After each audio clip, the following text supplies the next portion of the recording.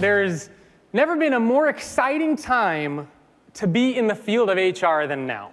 So this is the time to be in the HR space. But at the same time, I also believe that never before have we needed HR to not think and act like HR. Now imagine for a minute you're an alien. You've come to planet Earth to make some observations about us humans, and you come down in your little spaceship and you spend some time here. Think about some of the things that you would observe. First thing you'd probably notice, there are around 7.5 billion people on planet Earth. Average lifespan around 70 to 80 years, depending on where you look.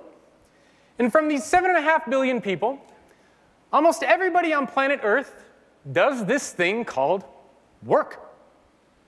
And from all of these people on planet Earth that do this thing called work, almost all of them don't like their jobs. They don't feel like the organizations or the managers appreciate them, and they, in general, don't like their jobs. Now, consider for a minute that if you look up the word employee in the dictionary, you'll find that synonyms for the word employee include cog, servant, and slave. It gets better. If you look up the word manager in the dictionary, you'll find that synonyms include slave driver, boss, and my personal favorite one, zookeeper. And if you look up the word work in the dictionary, you will find that synonyms for the word work include daily grind, drudgery, and struggle. Now, if you put these three things together, we're all cogs working for you zookeepers as we go about our daily drudgery. Wow. Work sucks. And this is literally how we have built our organizations over the last 10, 50, 100, 150 years, on top of these very outdated ways of thinking about work. Now, I know all of you sitting in this room think you're in human resources, but actually, I want to encourage you to think that you're not in human resources, you're in human transformation. Human resources is the cog, zookeeper, drudgery world. You are in the world of human transformation now. And it's a very different place to be in. You know, there used to be a time when you could smoke in the office. There used to be a time when you could work 9 to 5. And there used to be a time when if your organization had a job that it wanted to fill, it would put up the posting, and people would line up wanting to take that job. And one by one, these employees would try to convince you why they should work for you. They would talk about all their skills, all their accomplishments, the wonderful schools that they went to, and they would try so hard to convince you why you should hire them. Now look at the world that we live in today. You don't smoke in the office. This idea of working 9 to 5 has largely been replaced by work-life integration. And today, when you have a job you want to fill, and when candidates come through your door, and you say, this is our company, all of a sudden now they're asking you questions. What is it like to work here? Am I going to feel a sense of purpose? What are the values of the organization? What's the managerial style like? What tools am I going to be using? And so what we're starting to see is now it's you that are trying to convince the employees why they should work for you. And that's a very, very different way for us to think about work. You have to convince employees why they should work for you. And traditionally, organizations around the world have done this in one of two ways. The first thing that companies have always done is they've all told stories about their organizations. All wonderful places to work. All amazing technologies that we use. The managers and the leaders here love you. It's wonderful. It's amazing. In fact, if you were to turn to any one of your peers and ask them, what is it like to work at your company, I bet that they would all tell you it's amazing. Every company always says that about themselves. Now, I tried online dating before I got married. And one of the things that I found about online dating, and if you have tried online dating, I'm sure you'll agree, is that oftentimes the person whose profile you see online and the person who shows up to the date, not the same person. Or it could just be me, I don't know. And so I think the same thing is happening inside of our organizations. On paper, we all want to be amazing. We all want to tell employees we have wonderful technologies, beautiful workspaces, great perks, beautiful managers that love you, right? On paper, we all want to sound like that. But then what starts to happen is when employees start working there, they find out that it doesn't really add up. Now imagine for a minute what would happen if when employees wanted to work for your organization, you were brutally honest with them about what it was like to work there. And so you have a candidate sitting across from you, and they ask you what it's like to work there, and you say, well, I know that we say that you're going to be working 40 hours a week. Really, it's like 60. We do have a flexible work program, but if you take advantage of it, you're going to be stigmatized as being lazy, so you don't want to do that. Managers might take some credit for your work. The technologies look like they were designed in the 70s and the 80s, and I hope you like sitting in a box. Do you want to work here? Who's going to say yes? Nobody. And so we all tell these wonderful stories about our organizations and what it's like to work there. So that's been one common thing that organizations have done to try to convince employees to be there. The second thing that companies have been doing for a few decades now is they've been investing in something known as employee engagement. I'm willing to bet that probably everybody in this room has some sort of an employee engagement program that's going on inside of your company. And like I said, this has been going on for a few decades now. But the really interesting thing that I find is that for the past few decades, we've never spent more time, more money, more resources investing in employee engagement programs, yet somehow, what's happening to the employee engagement scores? They're either going down. If you're lucky, they might be staying the same. How does that make any sense? You would think that if we're putting more time and resources and effort into something, that the scores should be going up. But they're not. So why?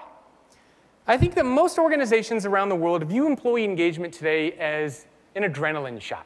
Now, mind you, employee engagement had very good intentions when it was first started, when it was created, but most organizations today view it as an adrenaline shot. So what do I mean? Now, let's be honest, right? When people start working at your company on day one, nobody starts off saying, this place sucks. Doesn't happen. On day one, employees are genuinely excited to be there, right? They want to make an impact. They want to find out who am I going to be working with, what projects am I going to be working on. They are genuinely excited to be part of your organization. Now, something happens over time where an employee's satisfaction starts to go down a little bit. And right about here, our company says, we want to do our annual employee engagement survey. And you do your annual employee engagement survey, and you get a 62. And you freak out a little bit. And you turn to HR, and you say, guys, that's not cool. We need to get like a 95 at least, like whatever that means. And so, typically inside of most organizations, they think of what they can do to boost that employee engagement. And so they bring some smart people together, sit around at a table, and they say, genius idea. We're going to introduce hot yoga on Tuesdays. And you introduce hot yoga on Tuesday, and guess what? It works for a little bit. Your employee engagement numbers go up. And then they go back down again. And again, you do the employee engagement survey, you get some smart people together, and you say, well, now what do we do? And now all of a sudden you say, another genius idea. How about we give them free food on Fridays? Again, the employee engagement numbers go back up. And this is what happens inside of most organizations around the world. They view employee engagement as an adrenaline shot. Now, one of the really interesting things that I find is usually around here, this is when organizations say, we want to empower our people. But guess what? On day one, employees are empowered, right? What happens inside of most companies is we disempower them, and then we empower them again. So what would it be like if we didn't disempower employees to begin with? So this is the adrenaline shot that happens in most organizations around the world. They focus on short-term perks and benefits to try to drive long-term change. And it doesn't work. Now, in psychology, there's a concept known as the Hedonic Treadmill. Some of you, I'm sure, are familiar with it. And the Hedonic Treadmill basically states that we adapt, right? We get used to things. And so for a while, the hot yoga might seem cool, right? For a couple of months, it's interesting, it's fun, it's exciting, it's new. And so our engagement goes up, our satisfaction goes up a little bit. But over time, we get used to it. It just becomes something that we expect. And then the organization has to do something else. And then we get used to that. And then the organization has to do something else. And this is the cycle that most companies around the world go through. And this is actually a very dangerous way to build an organization, because what it does is it conditions your employees to be with your organizations because of things that they get. Not because of value that they provide, not because of value that you give to them, but because of things that they get. Now pretend for a minute you're in a relationship with somebody simply because you get nice things. What happens one day when you don't get that nice thing? You leave, and you go elsewhere. The same thing happens inside of your organizations. When you keep giving employees shiny, wonderful things, these perks, these benefits, they get used to it. And the second it stops, or the second you take something away, they're gone. They're in that relationship because of things that they get. And when they don't get those things, they leave. So this is the big problem that we see in most organizations around the world. They treat employee engagement like an adrenaline shot, and it doesn't work. Now, for a while when I was writing my book, I thought that this notion of employee experience and employee engagement, I thought they were at odds with each other. I thought employee experience is replacing employee engagement, totally two unrelated different things. But the reality is that there's actually quite a bit of relationship between the two. Now, the problem that we've been seeing inside of most organizations around the world is that employee engagement is not the cause of something, it is the outcome of something. You cannot improve something by measuring the outcome. You improve something by measuring the cause. So the cause of an engaged workforce is the employee experience. You invest in the employee experience, you get an engaged workforce. When you have an engaged workforce, then you have the ROI. And so we've just been stuck focusing and looking at and measuring the wrong thing. So instead, what we need to do is focus on this notion of employee experience, which leads to an engaged workforce, which will then lead to ROI. But what does this actually mean? What is employee experience? Now, how is it that some organizations around the world are consistently one step ahead of the competition? How is it that some organizations around the world continuously appear to be developing better products and services than others?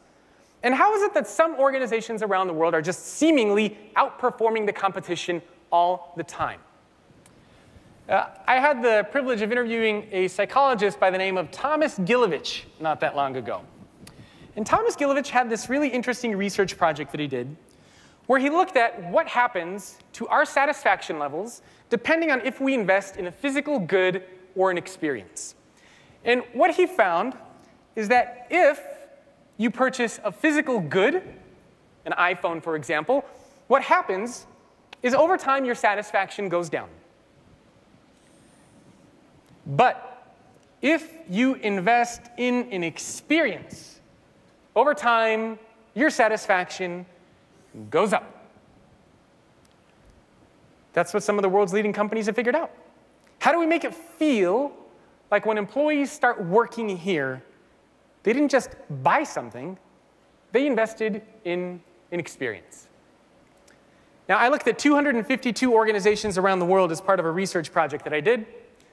I interviewed around 150, 160 senior-level executives in HR, in IT, in various roles.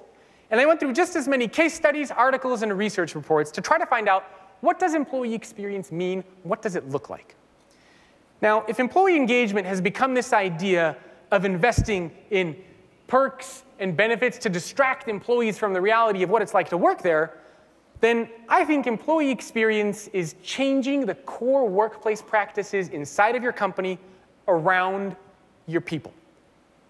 Changing the core workplace practices inside of your company around your people. Now, the perks and the benefits, it doesn't mean they're bad. They could be things that you use, but they're not a strategy. They are not the core strategy that your organization should focus on. So, 252 organizations I mentioned that I looked at. Out of the 252 organizations that I looked at, and by the way, these include all the Fortune 100, all the Fortune 100 best places to work, Glassdoor's top 50 organizations to work for, and then a few others that I was just personally interested in. From all of these companies, only 6% do an amazing job of investing in employee experience. 6%. And these are organizations like a LinkedIn, like a Cisco, like a Microsoft, a Riot Games, an Airbnb. Only 6% of organizations. Half of companies are either doing nothing, right? They're in the not good category, or they're in the how are they still in business category. Half of organizations, and like I said, these include all the Fortune 100. So this is a scary number. But the good news is that for organizations that do an amazing job of investing in employee experience, there is a significant ROI of doing so. And I looked at the ROI in 3 different layers. The first thing is that when I interviewed executives, I would ask them, are you seeing any benefit of investing in employee experience? And they would all say, yeah, we see productivity, employees look a little bit happier. You know, it was kind of anecdotal. And I said, OK, that's fine, fair enough. The second layer of ROI that I tried to look at is best of lists. So I took these 6% of organizations that scored highly on my employee experience index, and I looked at how often will they appear on other best of lists. Best places to work, top companies for HR, smartest companies, greenest companies, those types of lists that we're all familiar with. And there, too, I found that organizations who invest in employee experience appear on these other lists 2 times as often, 10 times as often, up to 40 times as often. The next thing that I looked at was business metrics. Do these organizations see any kind of actual ROI from investing in employee experience? And here, too, we see higher profit per employee, revenue per employee. These companies are on average 24% smaller, meaning that they are doing more with less. And lastly, I looked at stock price performance. I created fictitious portfolios for different categories of companies, and I compared them against each other.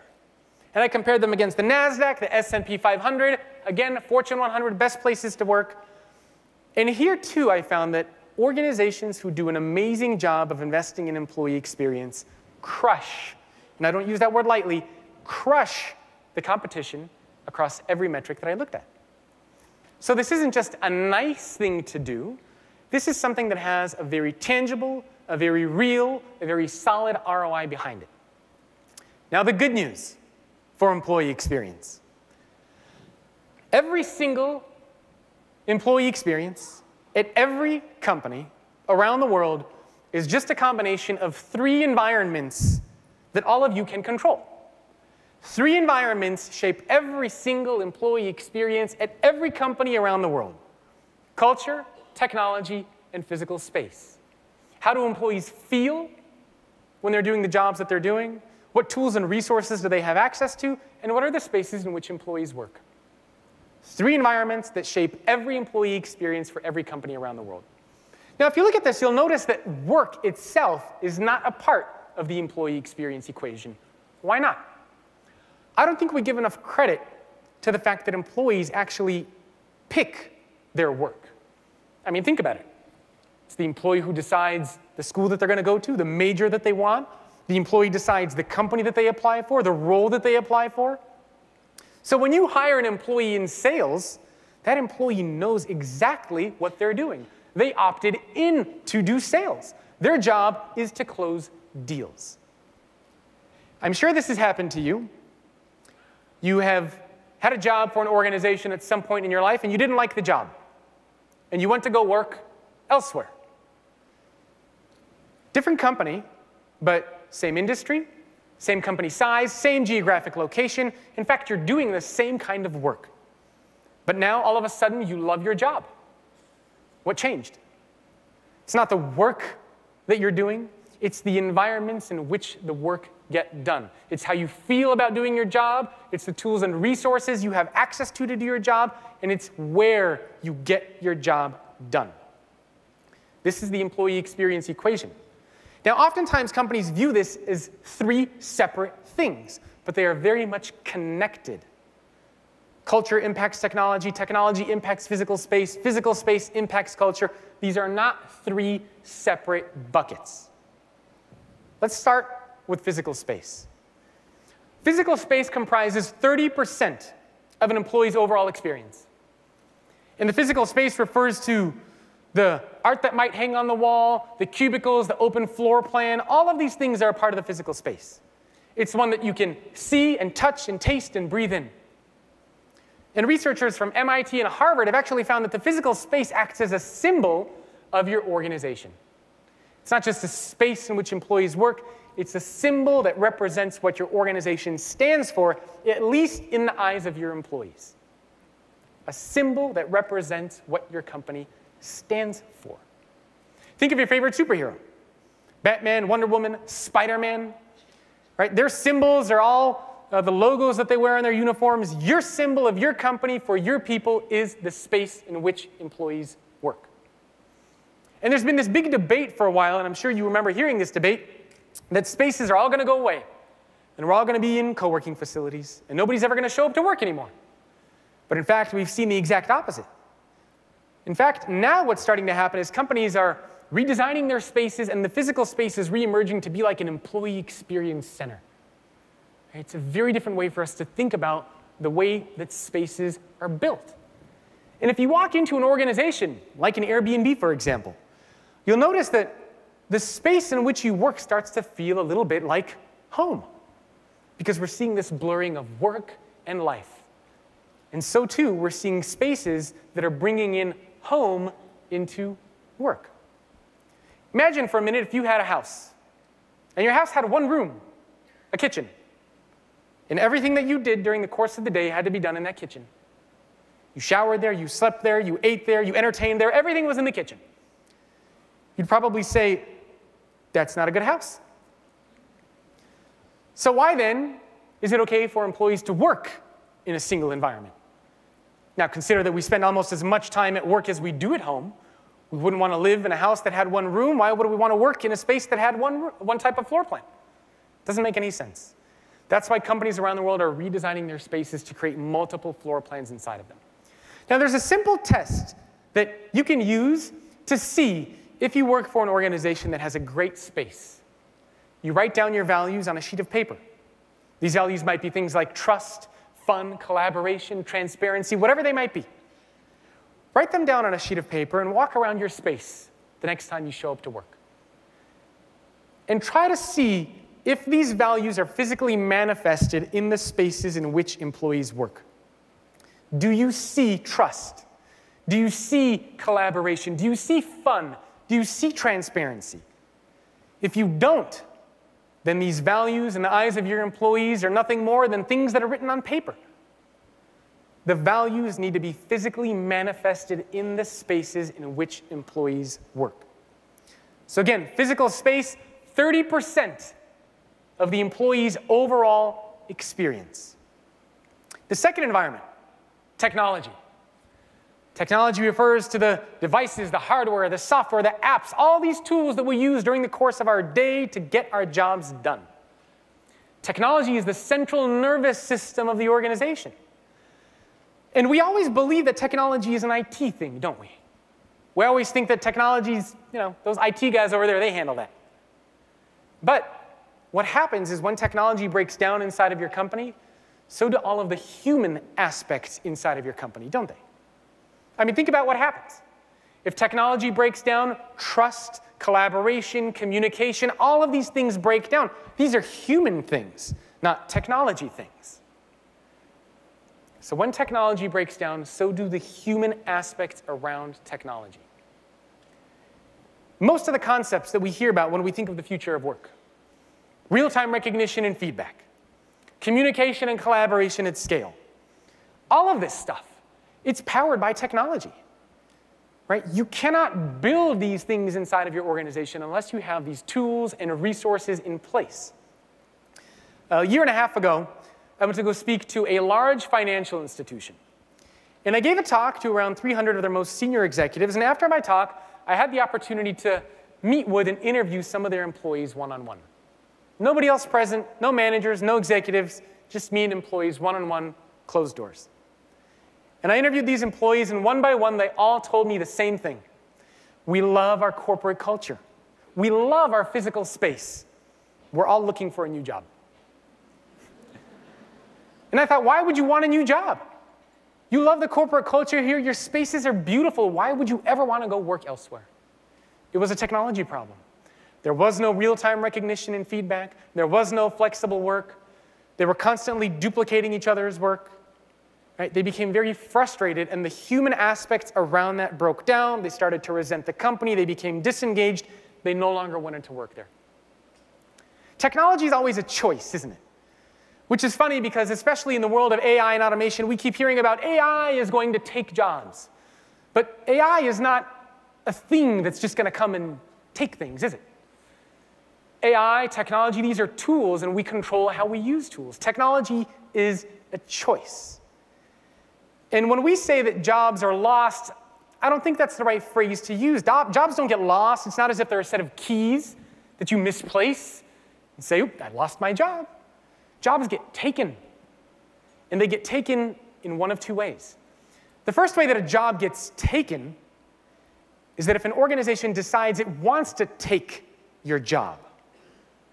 If an organization makes a conscious decision that it is going to use technology to replace people, then a job gets taken. Now, we've seen some organizations around the world, Accenture, for example, automated 10,000 jobs a year and a half ago. Didn't lose a single person. How? The 10,000 jobs that they automated were in their finance department. And these were number crunchers, people that were putting together different numbers and presenting those spreadsheets to clients. That's now all done by bots. And what Accenture did is they upskilled these 10,000 employees to be strategic advisors to their clients. And so Accenture made a choice that it didn't want to replace people, it wanted to help them. And we will see many organizations make that choice. We will also see some organizations decide that they do want to replace people. But I think the organizations who will win are the ones that are going to decide that they are going to augment people. Look at McDonald's, another great example. They've been putting in kiosks in a lot of their restaurants all over the world. And when I spoke with their chief people officer, I said, look, there's a lot of concern that you're putting in all these kiosks and you're going to lose all of the people that work in your restaurants. Are you seeing a decrease in headcount? And David, their chief people officer, said, actually, not only are we not seeing a decrease in headcount, but in some stores, we're increasing our headcount. And I said, well, how can that be the case? And he said, because we're shifting our model to being more of a service business. The organizations who will win, I think, are the ones that are going to use AI to explore new opportunities, to augment humans, to help humans, not replace them. The second way that a job gets taken depends on you. If you stand idly by, if you depend on and rely on educational institutions and on companies to teach you everything that you need to know to be successful in life, you're going to be at risk. You have to become a perpetual learner. You have to learn how to learn. You have to take more accountability over your own personal and professional development. The CEO of AT&T recently went in front of his entire company and said, look, if you are not willing to teach yourself the things you need to know to be successful, you should quit. We'll give you the tools, we'll give you the resources, we'll support you.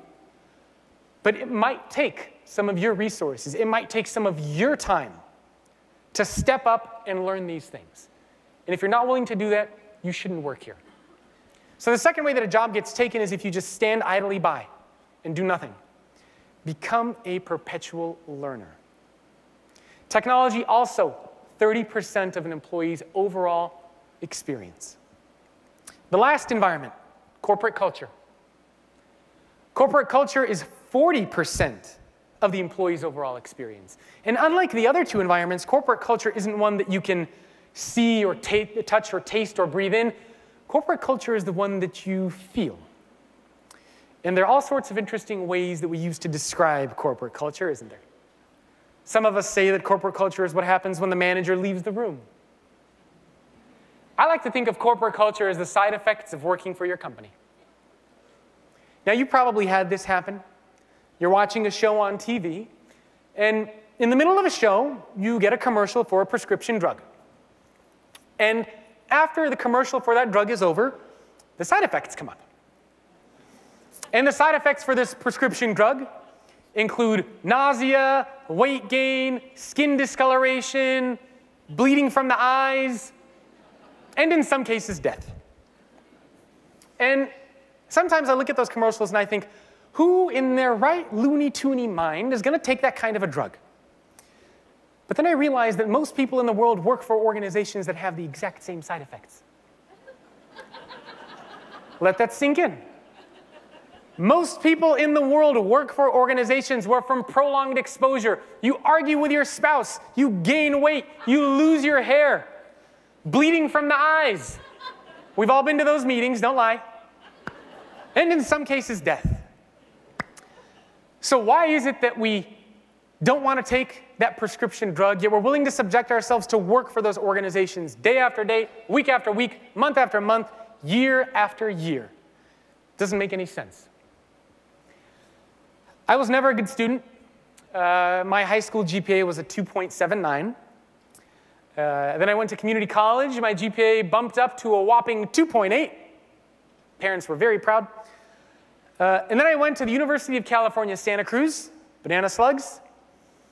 And at the University of California, Santa Cruz, I double majored in economics and psychology. I worked really hard, graduated with honors, and was super excited to join the corporate world.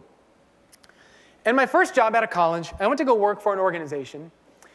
And for this particular organization, when I interviewed there, they said, look, you're going to be interviewing executives. You're going to be meeting with entrepreneurs. You're really going to enjoy working here. It's just a beautiful place to work.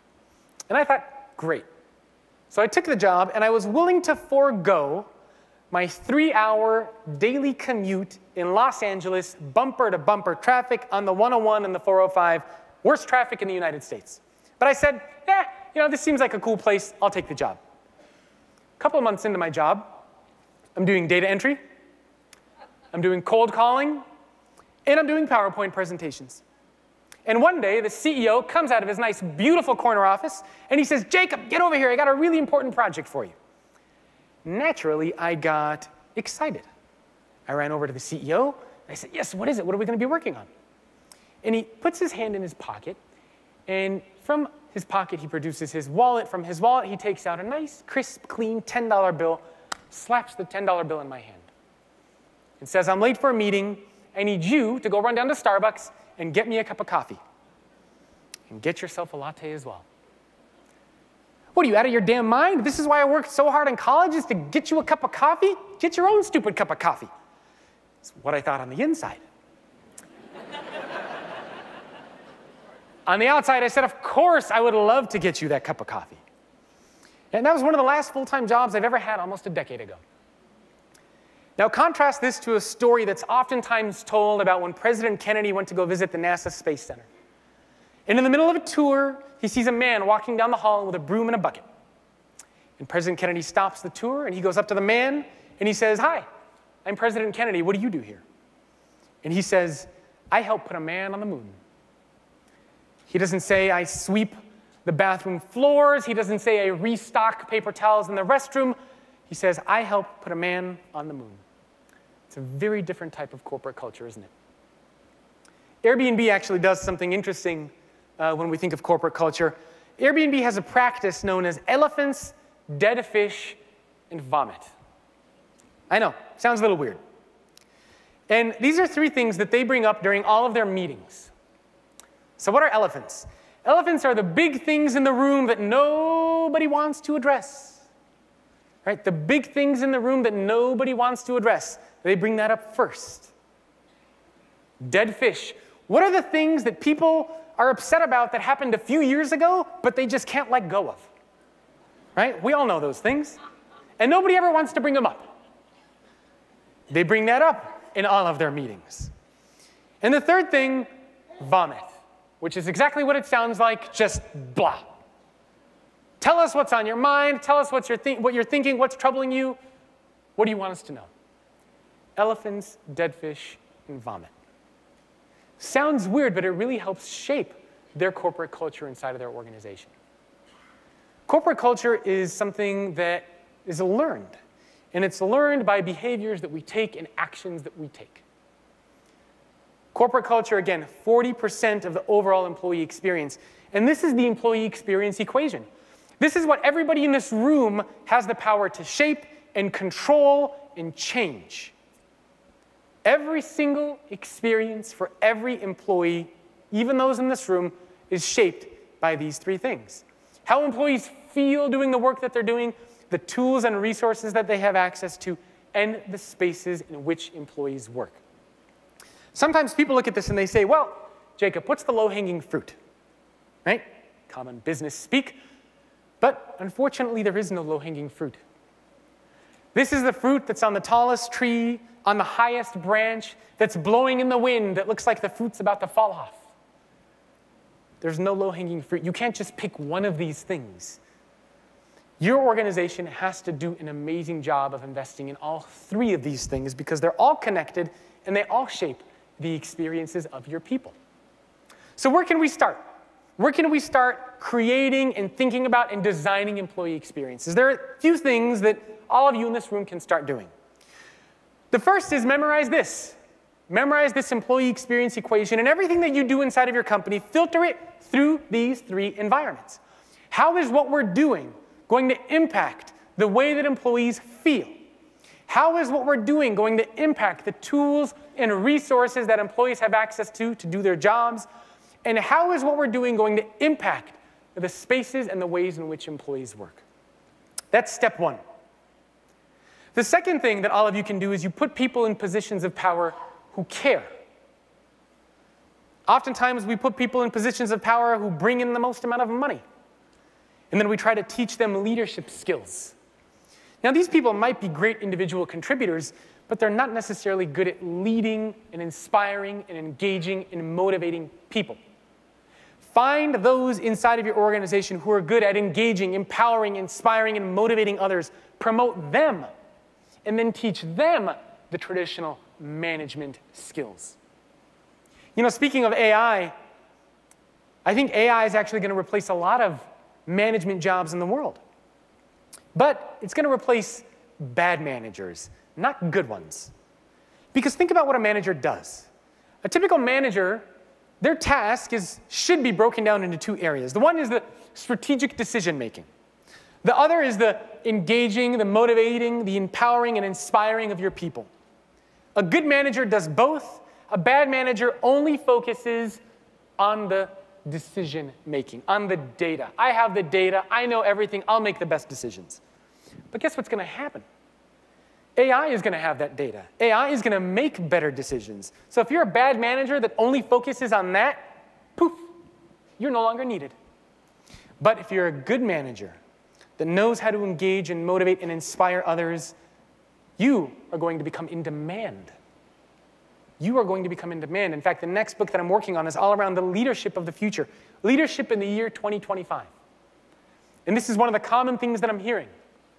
We need more people who have those skills. One of the most crucial skills, I think, that we're starting to see is this notion of having managers in place who act like coaches and mentors. A lot of people in this room might be thinking, well, we have a coaching and a mentoring program, and most organizations around the world do. But it's not good enough. Because when you find out how these coaching and mentoring programs actually work, really what happens is a manager says, I will coach you, I will mentor you. And they do, up until a point. But the second that that person that they're coaching and mentoring gets to their level of success, what happens? They keep them there for all eternity. Right? They keep them there. In other words, as a manager, as a leader inside of your company, you should believe and you should wake up every single day with the belief that your job is to help make other people more successful than you. You should believe that every day your job is to help make other people more successful, yes, than even you. Those are the types of people we need inside of our organizations. How many of you have kids?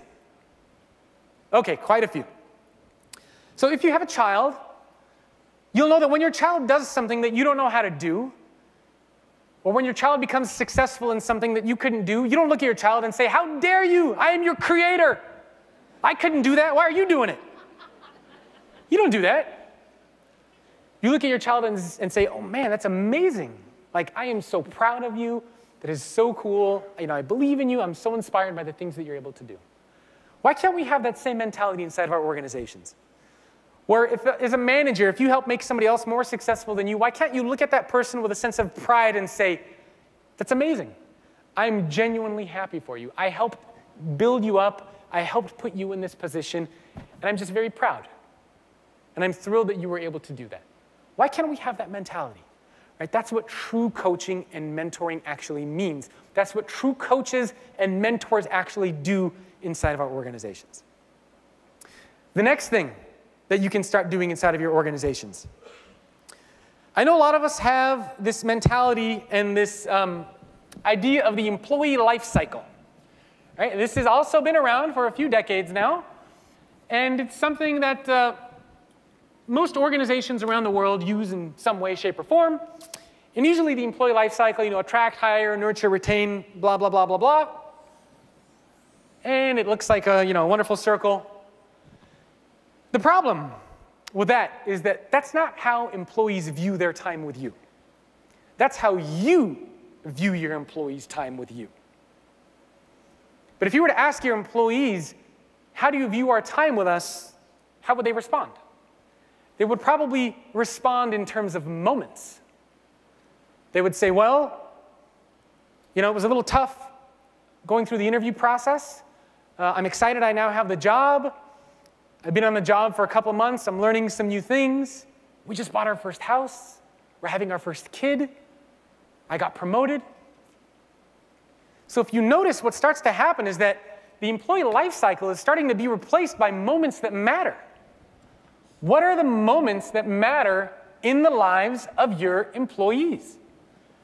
This is not the same thing as an employee life cycle, because an employee life cycle only looks at a part of the picture. You need to view your employees as individuals, not just as workers. And if you can identify the moments that matter in the lives of your employees, you will be able to shape experiences around them. You will be able to shape how they feel during that moment, the spaces that they're in during that moment, the tools and resources that they're going through during that moment.